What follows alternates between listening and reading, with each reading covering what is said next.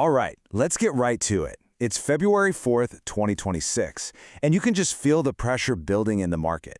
We're seeing this massive squeeze from all sides. Macro data, what's happening in corporate boardrooms, and of course, the world of crypto. Today, we're going to break down the 3 key pressures that you absolutely need to understand right now.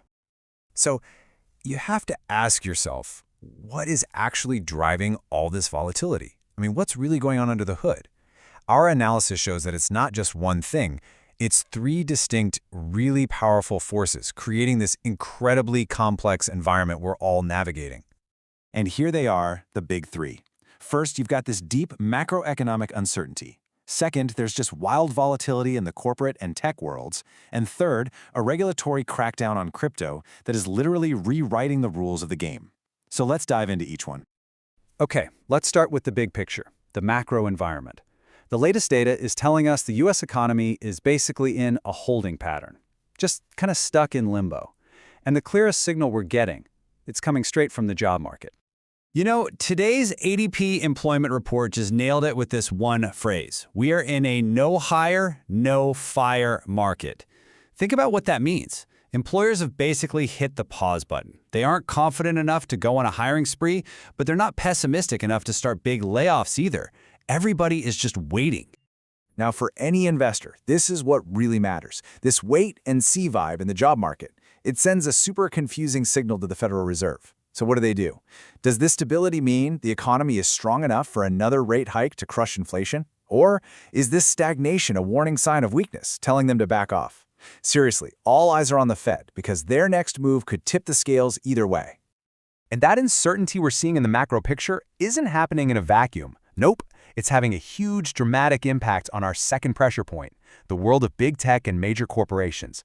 And folks, this is where we're seeing some serious high-stakes drama play out, with massive paydays right next to brutal stock drops. Just look at Disney. The incoming chairman for their parks division, Josh D'Amaro, is set to get a pay package worth a jaw-dropping $45 million.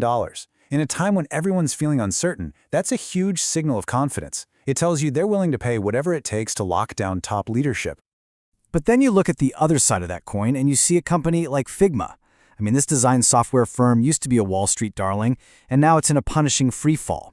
After losing nearly a third of its value in January, the stock plunged another 11% just this Tuesday. It's a tough reminder of how unforgiving this market is for tech right now. And the pressure isn't just financial. There's a whole different kind of risk heating up, political and legislative scrutiny. You've got Elon Musk's Boring Company getting blasted by lawmakers in Nevada over safety concerns. And at the same time, an institution like Harvard University is staring down a potential billion-dollar lawsuit. The takeaway for investors is pretty clear. The heat is coming from all directions. Okay, on to our third and final pressure point, the world of crypto.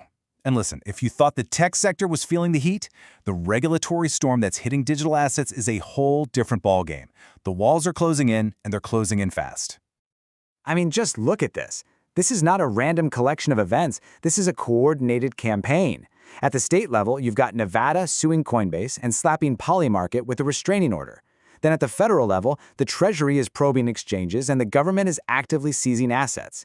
This is not just talk anymore. This is a decisive, full-court press to bring the industry in line. And the scale of this is just massive. The government seized about $400 million in crypto from a single service called Helix Mixer. Now, a mixer is basically a tool used to scramble crypto transactions to make them anonymous, which, as you can imagine, makes them a huge target for regulators. This one seizure sends an incredibly powerful message to the entire industry. The days of flying under the radar are officially over. So, with all this pressure from the Fed, from market volatility, from regulators, you might think all the smart money is just hiding on the sidelines, right?